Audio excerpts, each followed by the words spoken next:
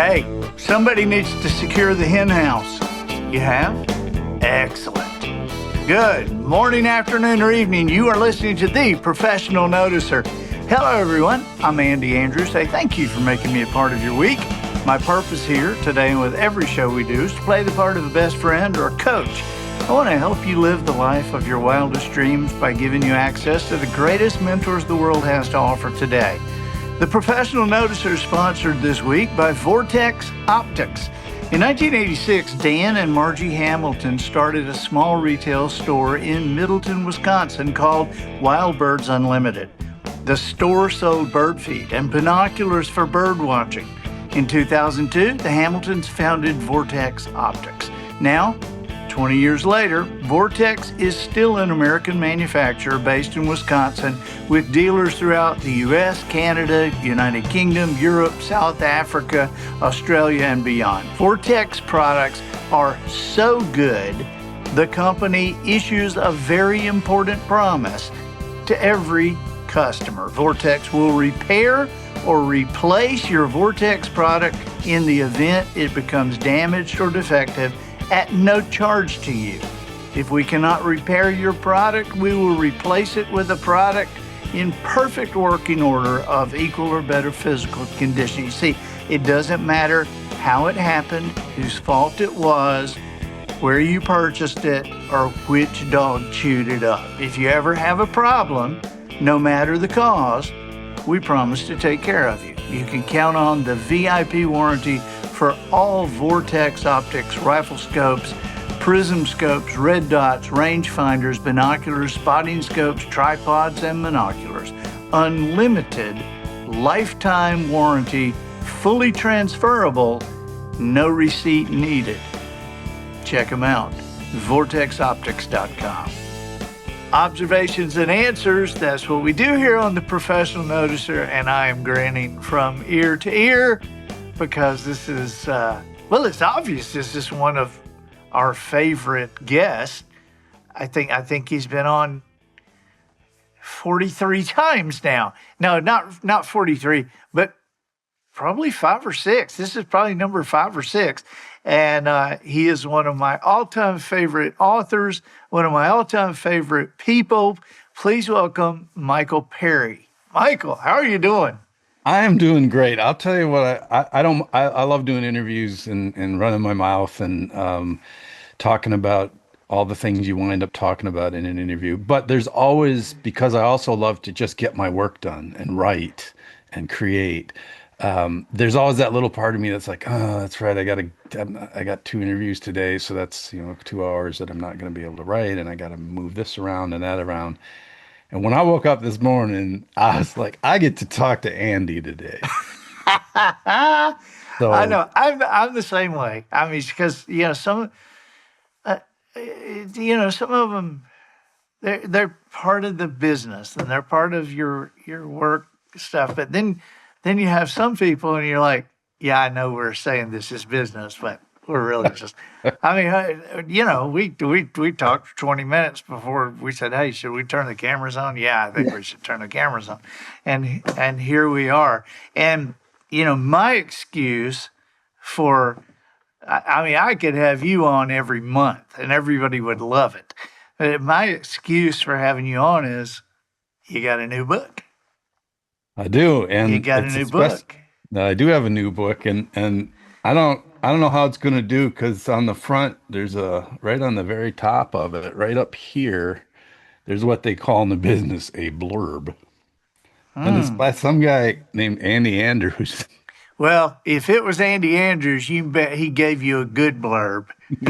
Yes, he did. He was very kind, but. All joking aside, the beautiful thing about this is that there's one of my children calling. I thought I had silenced the phone, but because I'm on with Andy, I don't. No, you might need to take it. I'm going to text her on the side and just let her know who I'm talking to. Okay. I know why she's calling. It's not an emergency. So, yes. So the reason that this is this is literally a family show, isn't it, Andy? Yes, it is. Just got interrupted by family. Yeah, there you go. There you go. No, the part that I love about this book is that you truly were the genesis of this book. It's a little book. It's a short little nice little compact deal. But the story, I'll just go ahead and tell it and Well, then you can tell fact us check. the name of it first. Oh, okay. It's called Improbable Mentors and Happy Tangents. And then the subtitle, which is approaching a new world record for a long subtitle, is How Firefighters and Poets, Truckers and Nurses, Soldiers and Singers, and Other Improbable Individuals Can Show You the Way in Business and Creativity. Now, I got So to say, before you get started, I said, and I think this is what's on the top of that thing, because I've told several people this, that if Mark Twain had written a book on wisdom and being mentored, this would be it. that I is mean, what you. I mean, this is the funniest, most interesting business book I have ever read. You were very kind. I have to say, early feedback is aligns with that, though. I mean, I'm getting folks who from the business world and also folks who just like my books. And that's my main thing. If I can be of some help to someone in business or someone who's being trying to be entrepreneurial or someone who's just trying to find their way, Yeah. that was the purpose of this book. But then the other purpose is that I hope that the voice rings true and it's still my voice and it's still me. Oh, it's still Michael Perry. If watching the professional noticer, you've gotten to be a fan of Michael Perry, which a lot of us have. You're going to love this book. It's totally different, but it's still Michael Perry. And the part that I want to tell that I'm really excited about is that you finally, after trying and trying, got me down there to Alabama. Was it already a year and a half, 2 years? Anyway, it It's was a been a little year and a half. It's year and been a a year and a half half. ago. Yeah. And it was great. It was, I can't speak for you, but for me, we'd done this many times. We seem to really hit it off. We have so much in common, and then we have other areas that we don't have in common that only make us more interesting to each other, which is the way it should be. Right. But we had that moment. I still remember meeting you in the airport. Boy, this sounds like a rom-com now, but I remember coming around the corner and there you were, and we shook hands and we got into your pickup truck and we didn't stop talking from the time we picked up my suitcase until we drove into the house. And then I believe we stood in the kitchen with your wonderful wife, Polly, and stood in the kitchen and talked for another hour or two, which is the best sort of visiting. Yeah. And it was just one of those moments where you don't know once you finally meet someone how it's going to go. And it was just so lovely and relaxed. But so and you were kind enough to book me into a couple of places to do shows. I really think that I had silenced everything, but apparently not.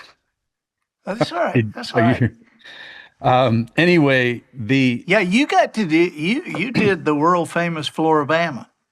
I have been so grateful that you booked me there because, first of all, I run into a thing. As you know, I do some humor shows that are just Right. he's telling stories, and they're very Midwestern.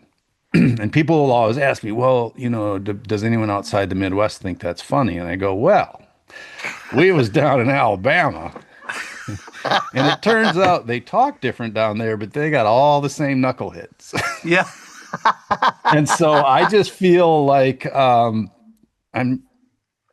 I feel bad about that pinging. I don't know what's happening, Andy. I'm sorry. About what? I don't even hear anything. Oh, Don't you're not worry. hearing it, so I should just quit talking about it. My daughter is texting me, and I am a responsible parent, so I'm glad that she's checking in with me, but it would be handier if it wasn't right during Well, do our you want to discussion. stop? You want to stop and edit this? No, no, no. There's not there's it's she's merely reporting in. Okay. All right. All right. All right. So people will ask me, do these things translate? And then I tell about my experience with you. And of course, I had one ace up my sleeve, and that is that the guy who opened for me filled the house, and that was you. And you were kind enough to open for me. But then once you get up in front of folks and you just start shooting the breeze and telling those stories, yeah, it does translate. But the other favorite part, and I want to make sure to get the name right, so I'm going to have you say the actual name of it, but is when I tell them the venue that we played. We played two venues, but the first one that we played was. Was the Floribama Lounge. And when you tell folks that, you can tell folks that in Wisconsin, and they go, "No way." Yeah. Oh, this is the world famous Floribama Lounge. I mean, Yeah. Jimmy Buffett wrote a song about it. It's in two of John Grisham's books. It's in USA Today a couple of times a year. I mean, yeah, it's world famous. Yeah. Yeah, so that was great. And then, so we did some business. We did told some stories. We also shot the breeze a lot. But I had told you, you had said, "What do you want to do when you're down there?" And I said, "Man, I grew up hunting and fishing, but I have never ever caught a fish in saltwater."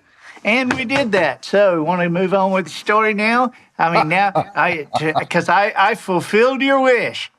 So Andy is kind enough to take me 12 miles out into the sea, the ocean, the Gulf, and we indeed drop a line. I catch my first ever fish, and literally, as it's clear in the water, there were some mechanical issues with the boat, Oh God. which then meant, as I recall it, we spent the next, I believe it was 4 hours Yes. idling back to land. Now, we were never in any danger, and we just had 4 hours to talk. And I can't imagine someone better to be trapped in a boat with for 4 hours than you. Then And Michael we, Perry. we literally just sat next to each other and talked for 4 hours. Yeah. And during that discussion, we started talking about all the people who had helped us get to where we're going. And then a couple of other interesting tangents. And one of them was how many of the folks who helped us get where we were going did so before we had any idea where we were going. And I think one of the phrases I've used in interviews about this book is the ones who showed us the way before the way was clear. Yeah, boy, that's a great way of putting it. And at some point, you said, "Well, you should put together a talk, like a keynote speech about this." And I said, "Well, yeah, I hear that a lot, and I obviously listen to you and I value your advice, but I thought, well, maybe we'll see. That could be something." And then I got on the plane to fly home, and I think I had like 3, 4 hours of flying that day, and I just thought, you're an idiot. You got 3, 4 hours. You got your laptop. Get to work. And I cranked out every thought that I could come up with in that was related to your suggestion. Got home, I think within a matter of days, sent it to you and said, "What do you think?" And you were kind enough to give me feedback, and so that literally the the birth of this book was in that boat that was putting back home. But you did catch a saltwater fish. That's Caught a all I want saltwater to point fish. out. That with mission accomplished. Yeah, That's you the got a thing. red snapper, and so Yeah, there you go. pictures to prove it even. Yeah. Yeah. It is amazing how a conversation like that, and then when you wrote that out, you sent it to me. I remember looking at that and going, "This is not normal," and yet this is all true. Mm. And because it's not the normal, average leadership, mentoring kind of book, it's interesting. I mean, it's interesting even if you're kind of not interested in business. I mean, it's just because mentoring is a life thing, especially when you have people that are guiding your path before the pathway is clear. Um, and to be able to look back on them, you and I at our age, we can look back and we can identify them, and we can go, wow, it's amazing how that conversation that wasn't even related to has turned me toward that, and we can look backwards. But I think what your book does, it establishes a baseline for the reader to be able to look forward. Because think about how much more you and I would have gotten had we been aware that we were being mentored. That's that's a great point. Yeah, so much of it you're just passively absorbing without any intent. And then later, I think the clarification comes later. And corollary to that, if I'm using that word correctly, is I mentioned in there, I wrote a book about my neighbor Tom. Wrote a book called Visiting Tom. And That was I a New talk York Times about bestseller, wasn't it? that was a New York Times bestseller. Okay, go ahead. Yeah, that allowed me to hang out with other New York Times bestsellers like you. So the book about visiting Tom, in this book, I write about the moment when after roughly 2 years of shadowing him, interviewing him, talking to him about his every hope and dreams, the ones that succeeded, the ones that didn't, and his equanimity and how he dealt with things. And in this book, I described the moment when I realized this was probably, I would be seeing him again. He's my neighbor, but he's very elderly. My own mortality is not insured, or actually is assured. And that's kind of a critical point. And I just remember thinking, well, this might be one of those last moments where we're truly just locked into this thing. And so I thought, this is my chance to ask him one important question. And what I did is I said, Tom, all of this living, all of this life, all of these experiences, I said, do you have any regrets? And he looked me right in the eye and said, yep. And then there was just silence. And then I realized, oh, yeah, he's got regrets. He ain't going to share them with me. But But the point I made in this new book, in Improbable Mentors, is what I learned in that moment is you don't necessarily seek out your mentors. You don't go after wisdom. You absorb wisdom. And chasing a mentor like Tom is like pushing a rope. It's just going to wad up and knot up, and you're probably going to trip over it.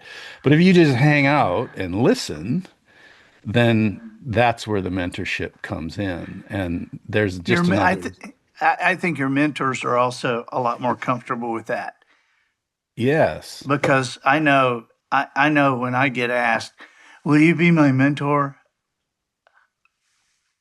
I mean, sometimes what runs through my mind is, "I don't know you," I you right, know, and it also runs through my mind, man, I have a hard time arranging lunch with my best friend, right. and and so and yet we can be we can be we can seek a mentor if we're smart about it.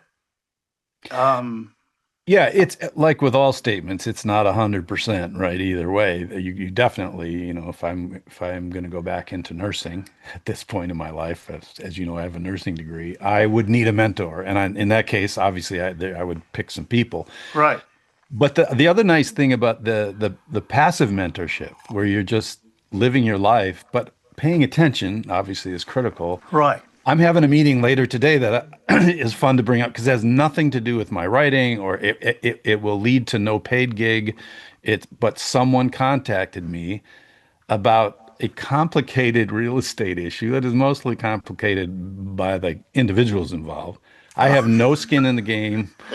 I want the best for everybody. And it's one of those where if everybody could get together, and I'm talking not about making money, like something good for the community could Right, happen. right. But they've got all, and in this case, they're just asking me to meet and talk about what I know about the history of all of this stuff. And because I happen to have been on a board here and I knew someone there, and then someone else read my book, and so there's a case where I was being mentored by a number of people to be of value in this situation, even though I am not in the real estate and or community therapy business. And so I think that's an example of just, I've hung out with people and absorbed things from people that I'll be able to I'm not going to be able to fix this or cure it, but I can definitely help impose some order. I'm really curious. I usually when I go back to your books, I buy them on Audible the second time, and I listen to them, and I find myself doing your books two or three times, Mm, or at least so far. If I live another few years, I'll probably do them a few more times. Mhm. But I'm curious now, after having read Unlikely Mentors, I'm curious now to go back because most of your writing is about your life and about the people around you, and so I'm curious now to go back and read one of your books and see if I can spot when you were being mentored, even though you didn't know you were an unlikely mentor. Well, I mean, I can think of a concrete example, and that's the book that, we met each other through is Population 485, and you've Yeah, told the wonderful story of how that all happened in the past. But that's a memoir, a personal memoir, but it's told through the eyes of being a volunteer firefighter and EMT. And in this Improbable Mentors book, I talk about how firefighters and EMTs prepared me to find my way as a writer, as a performer, but most of all as an entrepreneur. Because ultimately I'm freelance, so I am trying to write from the heart, give it all the soul that I can. But at the end of the day, as these texts I'm getting during our interview would indicate, I have a child who needs tuition. I just snorted. I mean, so I'm businesslike about my art, and so that's partly what I also wanted to accomplish with this book. I found a lot of artists, writers, performers, poets, whatever they are. For some it's a pretension. I mustn't sully myself with promotion and that sort of thing. And I'm going, well, I smell trust fund. But yeah, yeah. but I also want to make it okay for someone who's, you have a son who's a wonderful musician and songwriter, and it's like at some point I would be writing for free because I love to write, and I believe your son is one of those people who's possessed of or gifted with a certain ability and creativity that's going to happen no matter what. But if at some point you decide to try and at least supplement your income or try to make a living, it's okay, is what I'm trying to say, to think about these things practically and to plan for these things and to make certain moves that are actually driven by some commerce. And so getting back to the firefighters, yeah, I was learning how to fight fires and I was hanging out with knuckleheads in the fire hall and making some life and death calls and a lot of goofy calls, but drawing lessons from them that I would eventually apply to my writing and even more specifically my writing career. And one of the things I mentioned, I talk about scene safety. We are drilled that you do not go into a scene until you're sure it's safe. In this case, as a medical first responder.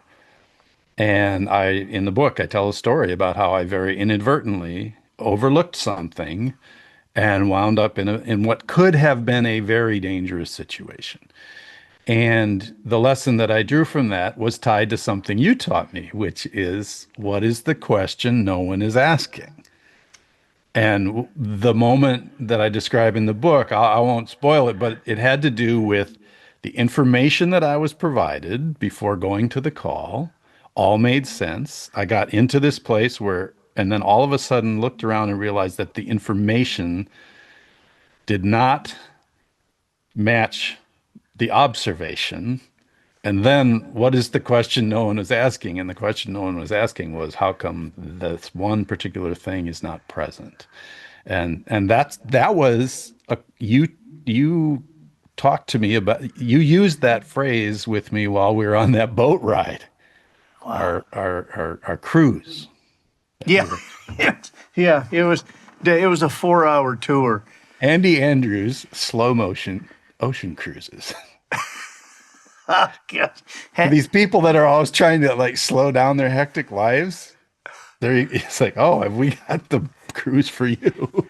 God, if you hadn't been on the boat, I would have probably just got out and tried to run home or something.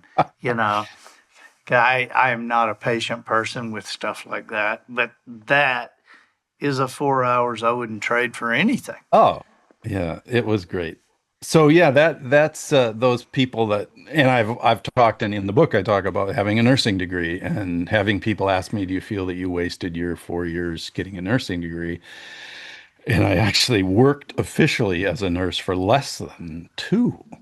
And no, I enjoyed my last nursing job. I didn't leave out of anger or spite. I left for to try this silly thing that I didn't think was going to work, and then it did. But I've talked to you before about writing. Nursing is about human assessment, and what is writing but human assessment? Human And so, assessment. yeah, Yeah. you're just assessing the folks around you. Yeah. This book, I know the first thing that a publisher asks is, who's this for? Who's your audience here? And they want you to say, 26 to 35-year-olds, generally located in the Pacific Northwest, that are, coffee drinkers. I mean, they hate it when somebody says, well, it's kind of for everybody. It's been a problem for me, but also a joy. And again, this is tied to some of the themes of the book. I'm also honest in here about times when I made a decision that I'm completely comfortable with, but may have cost me money or may have been the wrong career move. And and yet I the last phone call I was on before I did this interview was with my literary agent, and she's been in the business for a long, long time. And our conversation was about how legacy publishing, as they call it, with whom I still have contracts and work, and am forever grateful because they changed my life, and I still have good editors there. But for so many projects, it just doesn't work anymore.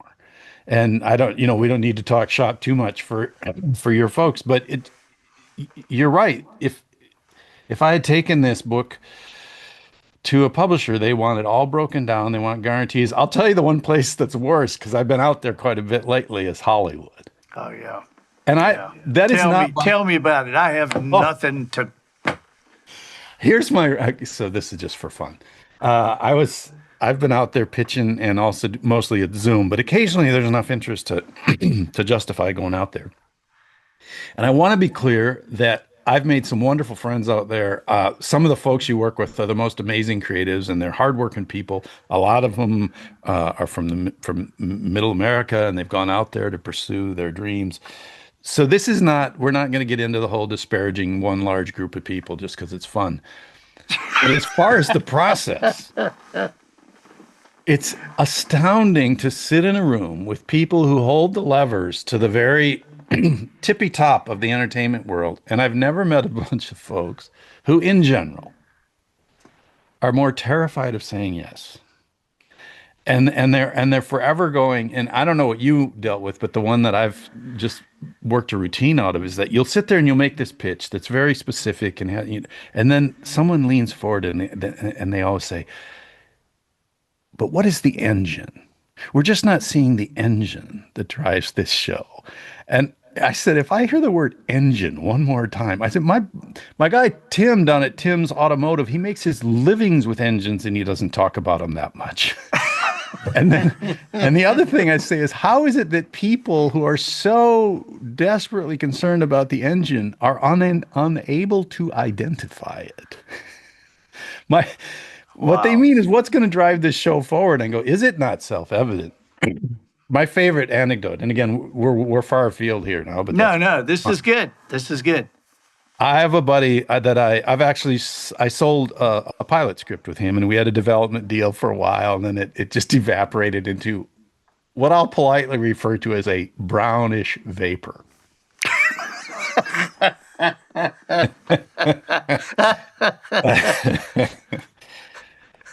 But he's good, and he's actually placed shows, and he's had shows produced, and he's a down to earth dude. He's from originally from Detroit, and he's very educated, MFA, very much the academic, but came from an immigrant family in Detroit and blue collar working class, that whole thing. So he's this perfect mix for a guy like me because he can teach me so much and yet very relatable. But he once pitched a show that without giving it all away, because he's he's still out there pitching it. But part of it was this wealthy guy knows that he's going to die, and so he gathers his disparate family members, his offspring and their partners, who are all warring and fighting and hovering like vultures. He gathers them all into a small room and tells them that he's going to let them decide how to split the money. But before he leaves, he also gives each one of them a revolver with a single bullet. And then he said, I'll leave it to you guys to sort it out. At which point the Hollywood person goes, but what is the engine? I said, I wanted to eat my shirt.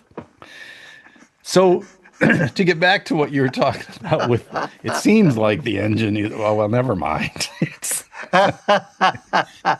So, and part of it that does speak to publishing and what you and I are talking about and how sometimes it's actually difficult to pitch a book like this is that decentralization is happening everywhere in every industry in every walk of life. Yeah. And a lot of it's really positive because the gatekeepers and the difficulty, for good people who just don't have the right connection or don't catch the right break, there's a lot of positives to that. There are also plenty of negatives. And in Hollywood, what's happening is a lot of the tools, frankly, are now, your average teenager can make a movie on their iPhone.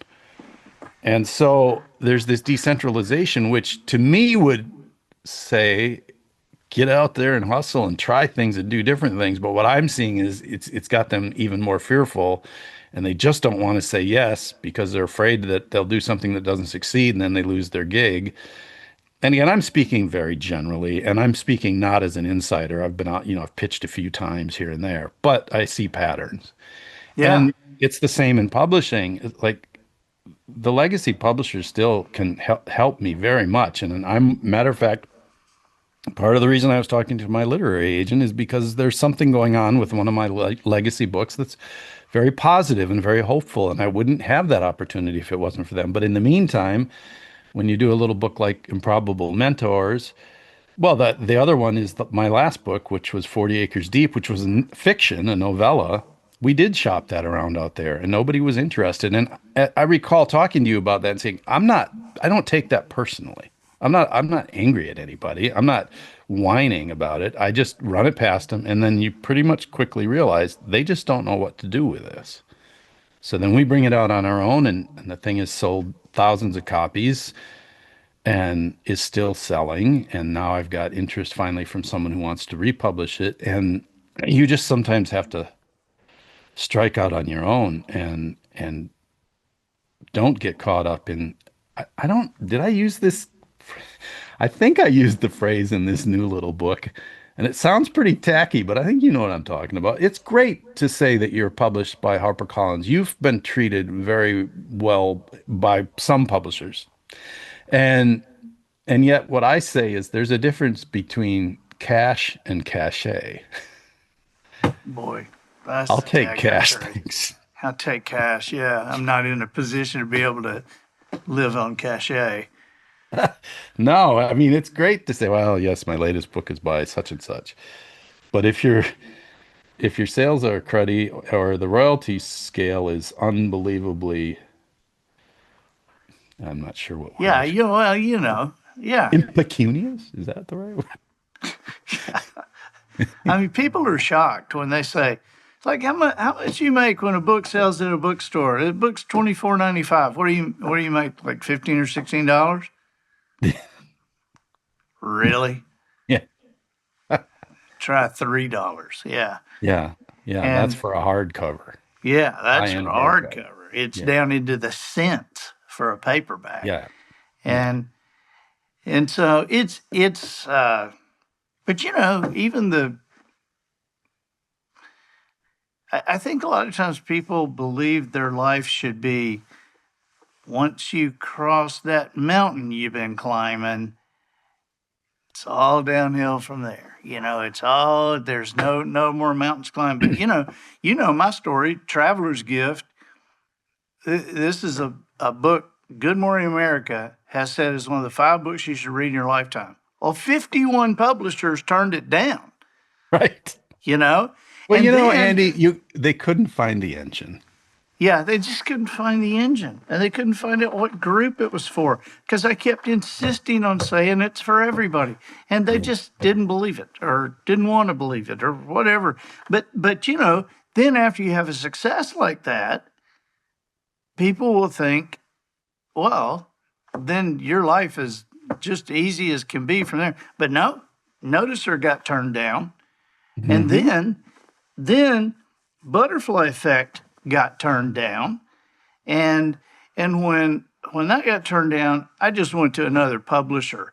And so I was literally having dinner with the chairman of the board of HarperCollins, literally dinner with him.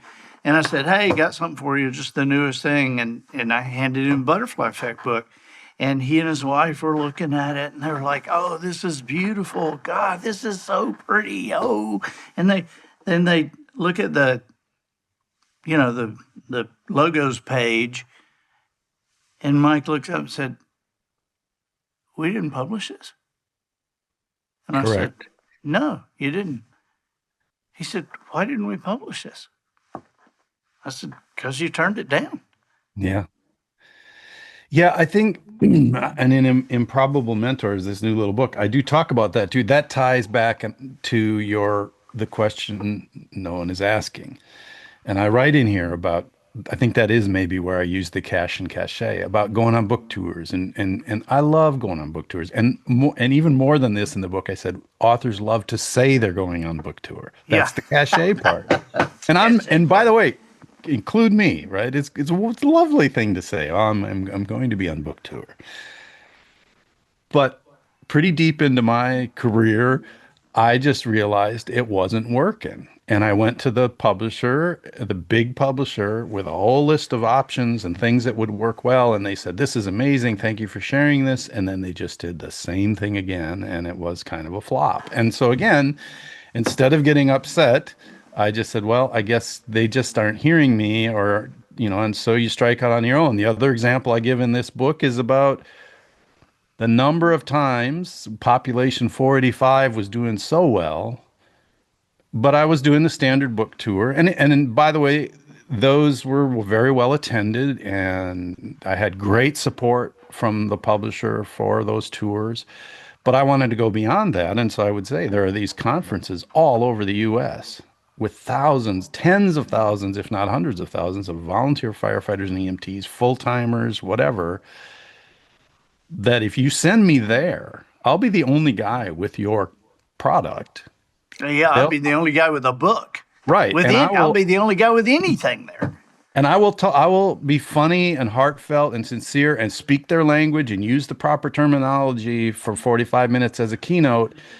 And then we'll just sell the heck out of this book. And time again, they would turn me down. And the answer was always some version of those people aren't readers. Now, my response to them was, listen, I have been in the back of the ambulance with those people. I have gone into burning buildings with those people. I have gone to many a dirt track stock car race with those people. And statistically speaking, you're not wrong. But I said, but what you're missing is the framing. Because if I stand at the door, and I'm going to use a specific example of a place I spoke recently. If in the dead of a Wisconsin winter, I go up to Minnesota and I'm keynoting the opening session for a firefighting EMS conference in Duluth, Minnesota at 8 a.m. And I stand at the door of that sterile conference room as they're flowing in and they're all carrying a cup of bad coffee and a bad donut. And they're all hungover because that's why people go to conferences, basically. They got in Friday night. And if I stand at the door and say, can I interest you in purchasing a memoir about sense of place, spirituality, and sense of belonging or whatever? Zero sales. Zero. But if I get up and give that talk, and everyone laughs, and we laugh and we cry together, and more importantly, they recognize themselves and they recognize their neighbors. Time and time again, I then sell a whole stack of personal memoirs to people who don't read books. And so it again, it's that question no one is asking. It's like, would I prefer to just jet around and go up, jet around the US and go to nice, really cool and vital and important indie bookstores? Yes. But at some point, if that's not working, why wouldn't we pursue this other thing? And that's where I don't know what the word is, but like the inflexibility of the bigger institutions can be pretty frustrating. Yeah. Do you know? I was thinking about, because you and I feel the same way about book signings. Um, I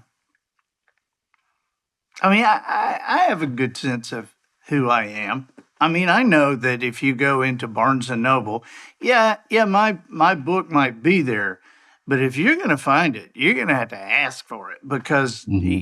nobody's going to happen on my book in Barnes and Noble. It's, they put here, this traveler's gift, this book that wasn't for everybody, has ended up in fiction, nonfiction, the travel section. I mean, it's like everywhere. And it's spine out, Yeah. I'm not the author that has, 15 of the same thing. It's like one or two. Right. And and so you're gonna have to you're gonna have to ask for me. And so Yeah. so going in and doing book signings when people didn't even know to ask for me, Right. I was like, how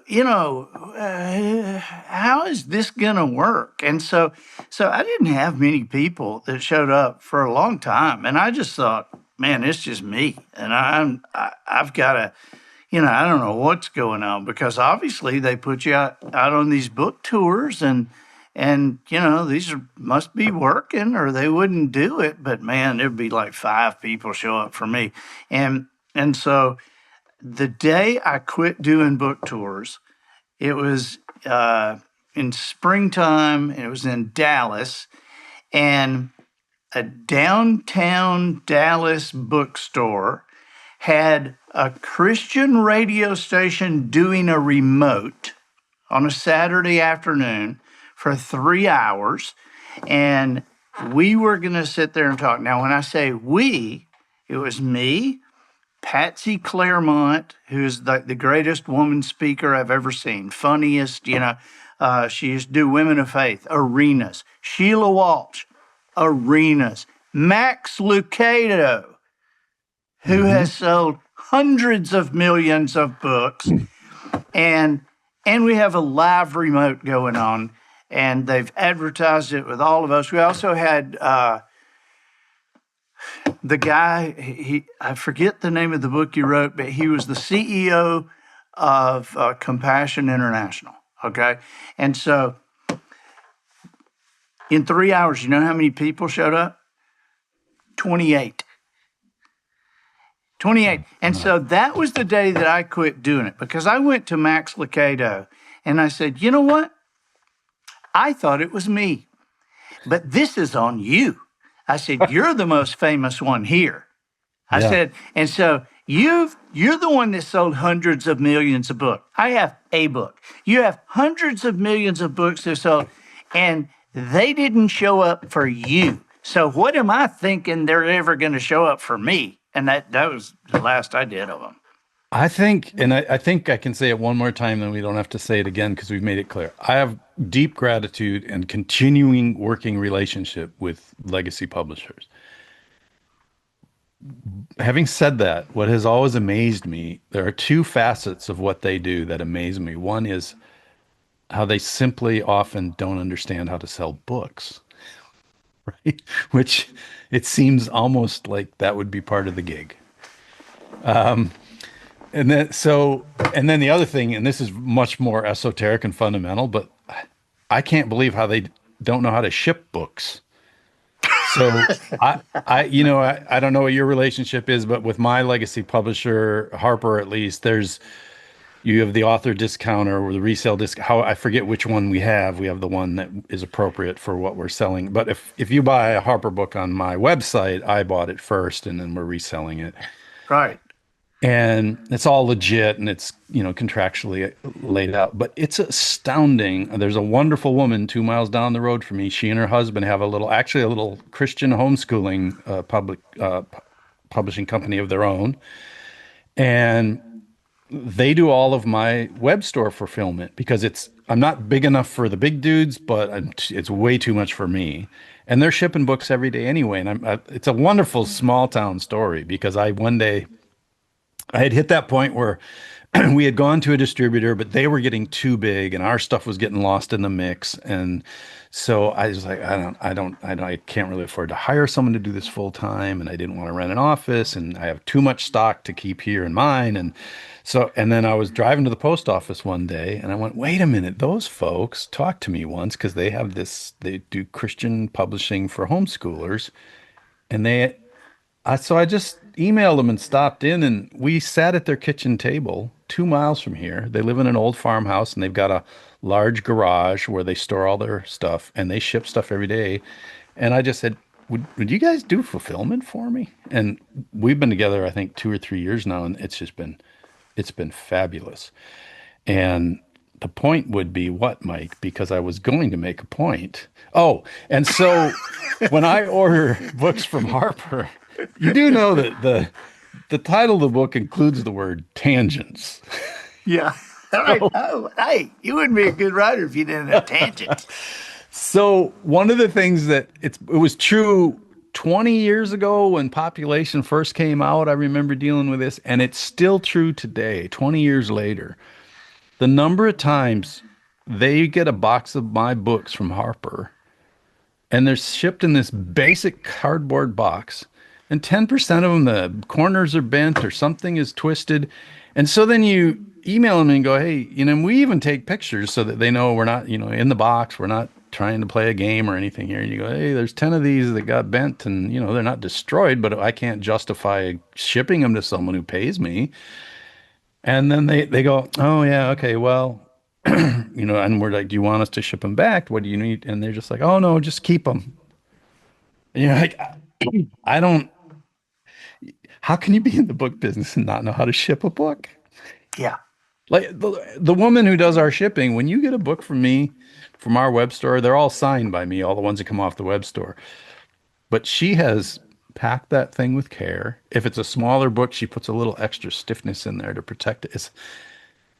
I don't know how you can be in the business and not know how to ship a book. So yeah, this is turning into the Mike and Andy gripe about publishing. Well, and we can do it too. We can. I just wonder how many people have gone back to their lives while we're talking. Well, let me close us up, and then we can continue to talk for another 3 hours.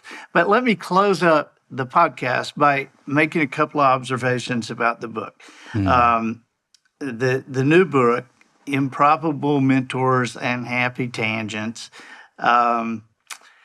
This book is one that, were I you, I would get 3 of them because you're gonna love it. And I realized this morning I didn't have the book with me and so we're going to have it on the screen and all like that. I got one too. There you go. Okay. But I realized because I had already forced it on somebody and said, you have to read this. You have to read this. I want it back because Mike signed it to me, but you have to read this. And so you're going to want to keep one so that when your family comes to visit, you're tired of talking to them, you can send them into a room. And this book, it's not a long book, and it's long enough, but it's not, it's not Moby Dick or War and Peace. It's not going to take you forever. And it's fun to read. You can read it in little pieces. And so you're going to want one to keep for yourself and keep at your house. You're going to want one to give to a business person that you love, somebody that you really respect. There's a lot of you In fact, I'm going to be recommending this book to several of my clients to keep on hand for their clients and their potential clients. Because when you can give somebody a book that shifts somebody's thinking, they will be grateful to you. They're not going to be grateful to Mike. They don't know Mike. You're the one that gave them the book. They're always going to, that book you gave me changed my life. That's what they'll say. They're not going to say, hey, if you ever run into Mike Perry, they're not going to say that. They think you. So make sure you have a second one for that. And you want a third one for a high school junior or senior. Because you want a third one for somebody, and maybe if you have one high school, if you live in a town with one high school, you probably got less than 100 seniors in the senior class. Get with some buddies. Make sure every senior in the senior class gets this book. I mean, we are literally together raising the generation that's going to be governing us and going to be making the decisions that our families will abide by and that we will abide by as we get older. And so do something. And maybe your kids are grown, maybe your kids are 5, but you can look at those high school seniors and say, these high school seniors are going to be determining how my 5-year-old lives. And so make sure that they have access to wisdom, not just entertainment, okay? And so this has the benefit of being entertaining as it distributes the wisdom. But here's the one thing I want you to know. This is the Easter egg for you that I'm going to lay out for you, that this book will give you, that you will never read this in another book. You'll never hear it in another interview. And I'm not going to let Mike talk about it now because I don't want to ruin the surprise for you. But Michael Perry, I know a lot of people. I mean, I know a lot of people who are entertainers, who are writers, who are speakers, who are politicians, who are singers, who are songwriters. I know a lot of people that have the possibility to get on Oprah's show because of what they do. It would somehow fit one of her topics. And, it used to drive me crazy when people would say, hey, have you thought about being on Oprah's show? and I want to say, oh, no, that's never occurred to me. I'll call her this afternoon. So what do you think? I mean, I'm going to force my way on Oprah's show. Of course, I've thought about being on Oprah's show. Every person who sings, speaks, communicates, writes, has thought about being on Oprah's show. I mean, I guarantee you that if she started charging $250,000 to be a guest for an hour on her show, there's a lot of people who would pay it. There's a lot of publishing companies that would pay that for their author to be on their show. And so of all the people I know, Michael Perry, I mean, when we're talking about improbable mentors, we're talking about things he did that he's glad he did, things he did that he wishes he hadn't done, people he wishes he'd listened to, people he did listen to, how that turned out. But I won't tell you where Mike falls in this, but I will tell you Michael Perry is the only person I know of on the planet who the Oprah show has called and asked him to be a guest on the show. And he asked a couple of questions and then told him no. It's in the book. It's in the book. You want to read the story? It's in the book. To me, Improbable Mentors and Happy Tangents is not only a book of wisdom, it has the best entertainment story of the century in it. I mean, what a great trivia question. I mean, Who that would be one that you would. I've got a great trivia question that I ask. I say, in Las Vegas, when they built the Mirage, who was the first entertainer to perform on the main stage at the Mirage? That's a great trivia question. And people go, Wayne Newton, Frank Sinatra. No, the answer is me, because I was opening for Kenny Rogers. So technically, That's Kenny was second. He was yeah, it's a second. shame for him. Yeah, it is. His people were not. Yeah, Yeah, but I was first. And so, what a great trivia question you could ask. Hey, of all the authors and entertainers and speakers and singers and politicians and public figures, there's one person that Oprah asked to be on the show that turned her down. Who was that? And they will be all over the map, and then you can say, me. it is true. For better or worse, it's true. What a great story in that book. Mike, I also, before I let you go, I also got to say, I just want people to know, I love all your books, but I think Population 485 that's in my top 10 books of all time. And I always tell people God led me to Michael Perry, yes, because just like he led the children of Israel across with a pillar of fire, he sent me into the basement with a tornado in a bookstore, and I grabbed a book off the table because I have a pathological fear of being bored. And that book was Population 485, which turned out to be one of my favorite books of all time, top 10 books of all time. And then I meet Mike, and we become instant friends. And so it's just amazing. I'm deeply grateful, Andy. You've been very good to me. The story of how you found the book is the best, because, I'm always out pushing my work. But when someone just discovers it, and then especially under the circumstances that you did, but then I think it's important for me to say the way that you've treated me since has just been tremendous. And I'm very grateful for that. And it's been fun to be back on. A tiny little note of just business. We've been talking about legacy publishing and other ways of publishing. We publish this book with our own little company. So if you go to a bookstore, it's very unlikely that it'll be on the shelf. But if you ask them for it, there's a company called Ingram that ships to all of these bookstores, and they can actually get it for you. And then, of course, but I would rather them. I mean, I know you want people to still shop at bookstores, and I do too.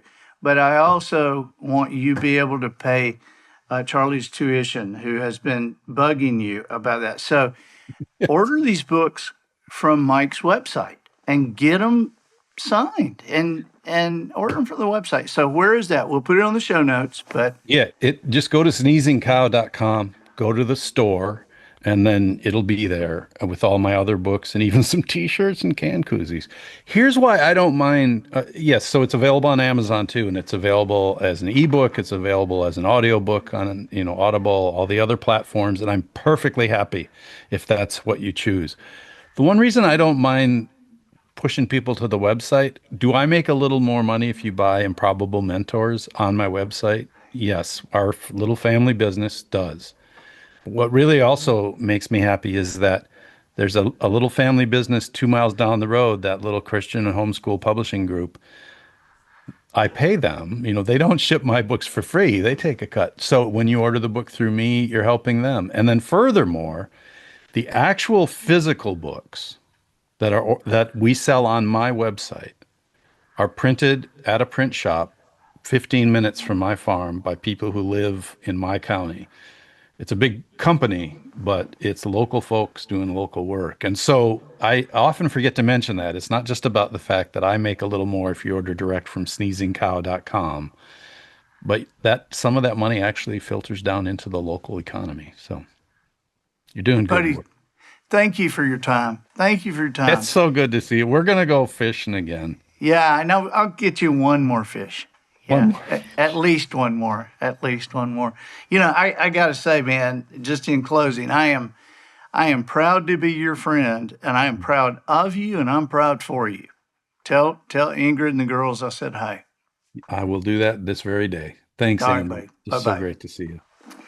I'm Andy Andrews, the professional noticer, harnessing common sense and wisdom to plow through challenges all the way to an answer for you. And I think that'll do it for this week. Get us out of here, Matthew. So, ladies and gentlemen, and to the boys and girls who aspire to become ladies and gentlemen, we have reached the end of another episode of The Professional Noticer.